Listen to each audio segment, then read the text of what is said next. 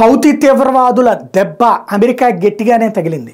ఓ పక్కన హౌతీ తీవ్రవాద స్థావరాల మీద వరుసబెట్టి అమెరికా హెలికాప్టర్లతో దాడి, అట్లాగే వాళ్ళు వాణిజ్య నౌకను దెబ్బతీయడానికి ప్రయత్నించినప్పుడు వెనక్కి దాన్ని కాపాడగలిగింది.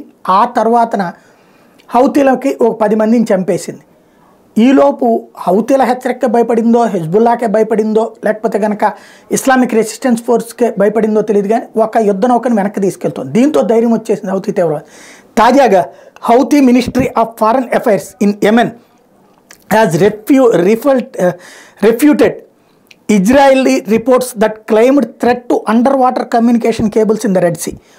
The rebels said in a statement that the claims of a threat to submarine cables passing through Bab el Mandab Strait are incorrect. ఇది అక్కడ ఇజ్రాయెల్ ఏం చెప్తోందంటే అండర్ వాటర్ కేబుల్స్ని, సబ్మెరైన్స్ కోసం నడిచేటువంటి అండర్ వాటర్ కేబుల్స్ని హౌతీ తీవ్రవాదులు కట్ చేశారు అని చెప్తుంటే అట్లాంటిది ఏమీ లేదు అని చెప్తున్నారు. బట్ దానికోసం ప్రయత్నిస్తుండగా, కట్ చేయడానికి ప్రయత్నిస్తుంటే మేము కంట్రోల్ చేసాం, ఆపాము అని చెప్తుంది ఇజ్రాయెల్ డిఫెన్స్ ఫోర్స్. ఎంతవరకు వాస్తవం తేలాల్సి ఉంది.